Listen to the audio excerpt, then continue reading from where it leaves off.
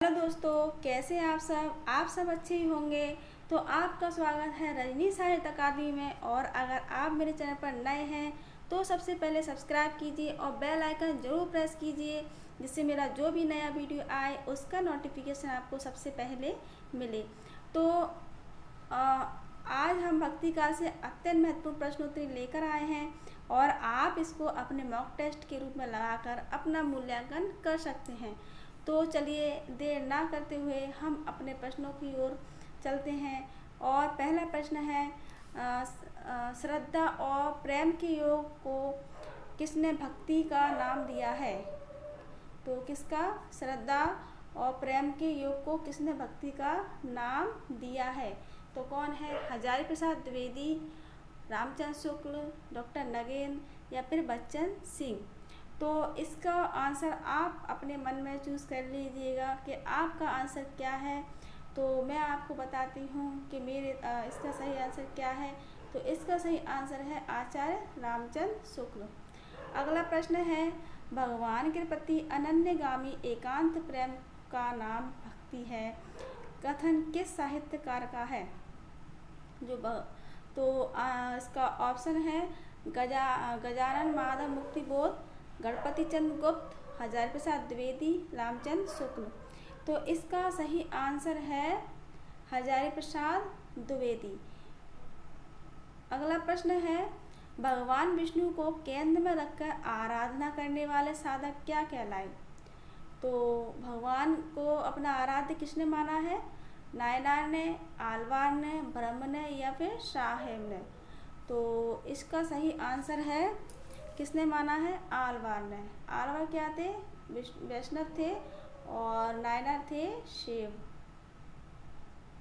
ठीक है। अगला प्रश्न है, भक्ति का विकास अचानक बिजली की चमक के समान हुआ, कथन किसका है? तो भक्ति का विकास किससे हुआ? बिजली की चमक के साथ। किसने कहा है? हजारी प्रसाद द्विवेदी, रामस्वरूप चतुर्वेदी, ग्रियर्सन या फिर विल्सन? तो किसने कहा है ये कहा है ग्रियर्सन ने, भक्ति काल का विकास बिजली की चमक के समान। अगला प्रश्न है, भक्ति काल को पराजित मनोवृत्ति का प्रतीक मानने वाले विद्वान कौन है? तो कौन है जो भक्ति काल को की पराजित मनोवृत्ति का प्रतीक? गुलाब राय, आचार्य रामचंद्र शुक्ल, उपर्युक्त दोनों, रामस्वरूप चतुर्वेदी।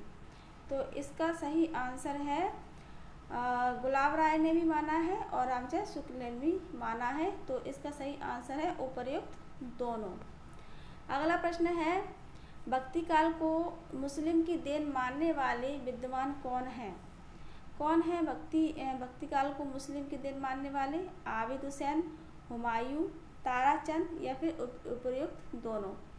तो आबिद हुसैन ने भी माना है, हुमायूं ने माना है और ताराचंद ने भी माना है। तो सभी इसका आंसर है उपर्युक्त सभी।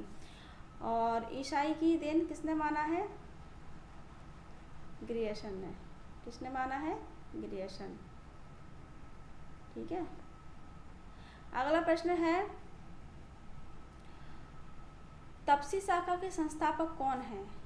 कौन है तपसी शाखा के संस्थापक? रामचरण दास, कीलदास, अग्रदास या बाबा लालदास? तो इसका सही आंसर है कीलदास। इसका सही आंसर क्या है? कीलदास। और अगला प्रश्न है, सतनामी संप्रदाय के संस्थापक कौन है? सतनामी संप्रदाय के संस्थापक कौन है? तो जगजीवन दास, रामचरण दास, बाबा लाल या चक्रधर? तो कौन है इसके संस्थापक? जगजीवन दास। अगला प्रश्न है, सुंदर विलास के रचयिता कौन है? सुंदर विलास के रचयिता कौन है? मालुकदास, रसखान, चिंतामणि या फिर सुंदर दास? तो इसका सही आंसर है सुंदर दास, रसविलास के रचयिता। अगला प्रश्न है, प्रभु जी तुम चंदन हम पानी, जाकी अंग अंग बास समानी? पंक्ति किस कवि की है? रविदास की, कबीरदास की, सुंदरदास की या फिर रैदास की? तो ये पंक्ति है कबीरदास की, जिसको रैदास भी बोला जाता है। ठीक है। अगला कथन है, दादू दयाल की रचनाओं का संकलन रज्जव ने किस नाम से किया? अंगबधू से, लज्जवाणी से, सोहिला से या फिर जपूजी से? तो दादू दयाल की जो रचनाएं थी उनका संकलन रज्जव ने अंगबधू नाम से किया है। द्वैतवाद का प्रवर्तन किसने किया? रामानंद ने, निम्बार्क ने, माधवाचार्य ने या फिर रामानुजाचार्य ने? तो इसका सही आंसर है माधवाचार्य ने। अगला प्रश्न है, बीजक किसकी रचना है? बीजक रचना किसकी? धर्मदास की, रामदास की, दादू दयाल की या फिर कबीरदास की? तो अगर ये पूछते हैं कि बीजक में किसकी रचनाओं का संकलन, तो होता है इसका कबीरदास, लेकिन बीजक रचना पूछी है तो ये है धर्मदास की। ठीक है, बीजक नाम से उन्होंने उनका संकलन किया था। अगला प्रश्न है, रामावत संप्रदाय के प्रवर्तक का श्रेय किसे जाता है? यानी कि रामावत संप्रदाय किसने चलाया? रामानंद ने, रामानुजाचार्य ने, नामदेव ने या फिर ज्ञानदेव ने? तो इसका सही आंसर है रामावत संप्रदाय चलाया रामानंद ने। ठीक है। अगला प्रश्न है, ज्ञानश्री शाखा के प्रमुख कवि कौन है? प्रमुख कवि पूछा है ज्ञानश्री शाखा के, तो रामानुजाचार्य, कबीरदास, सूरदास या फिर रामानंद? तो ज्ञानश्री शाखा के हैं कबीरदास। और प्रेम मार्ग की कौन है? जायसी। ठीक है। और राम के कौन है? राम भक्ति के तुलसीदास। और कृष्ण भक्ति के कौन है? सूरदास। ठीक है।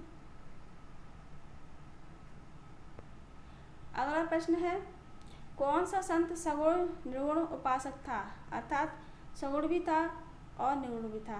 तो कबीरदास, रामानंद, नामदेव या फिर तुलसीदास? तो इसका सही आंसर है नामदेव, जो सगुण भी थे और निर्गुण भी थे। अगला प्रश्न है, भक्ति के आदि आचार्य कौन माने जाते हैं? आदि आचार्य कौन माने जाते हैं? रामानंद, शंकराचार्य, नामदेव या फिर रामानुजाचार्य? तो सही है इसका शंकराचार्य, जो कि आदि आचार्य माने जाते हैं भक्ति काल के। संतों में मूर्ति पूजा और अवतारवाद का विरोध किसके प्रभाव स्वरूप मिलता है? तो वैष्णव भक्ति, शाक्त भक्ति, स्मार्त संप्रदाय या फिर एक इस्लाम के एक स्वरवाद? तो संतों मूर्ति पूजा का विरोध किस में मिलता है? तो इस्लाम के एक स्वरवाद में मिलता है, प्रभाव मिलता है इसमें। ज्ञानश्री शाखा को संत साहित्य या संत का परंपरा नाम किस साहित्यकार ने दिया? क्या दिया? संत साहित्य या संत परंपरा काव्य? संत काव्य परंपरा? तो हजारी प्रसाद द्विवेदी, आचार्य शुक्ल, राम कुमार वर्मा या फिर मिश्र बंधु? तो संत का परंपरा बोला है राम कुमार वर्मा ने ज्ञानश्री शाखा को। अगला प्रश्न है, भक्ति आंदोलन को ईसाई धर्म के प्रभाव स्वरूप किस विकसित माना? तो भक्ति काल का आंदोलन मतलब किसका प्रभाव है? तो ये मैं पिछले प्रश्न में बता भी दिया था, किसका प्रभाव बताया ईसाई धर्म से। तो आचार्य शुक्ल ने बताया है, आचार्य द्विवेदी ने, जॉर्ज ग्रियर्सन ने या फिर मार्सिल हुसैन ने? तो ये बताया है ग्रियर्सन ने, कहा है कि भक्ति पर ईसाई धर्म का प्रभाव है। आचार्य शुक्ल ने जनता की चित्तवृत्तियों का, और जयप्रकाश ने जनता की जो उनकी मनोवृत्ति हमेशा चली आती है उसके हिसाब से भक्ति का प्रभाव बताया है। तो मित्रों, ये थे हमारे कुछ अत्यंत महत्वपूर्ण प्रश्नोत्तरी, जिससे आपने अपने मॉक टेस्ट में लगा लिया होगा, और आप अपना जो भी स्कोर आया है उसको ज़रूर शेयर करें। और आपको मेरी यह वीडियो कैसी लगी, मेरे यह प्रश्न कैसे लगे, तो आप मुझे इसका फीडबैक ज़रूर दें। और क्लास को अंत तक देखने के लिए बहुत बहुत धन्यवाद।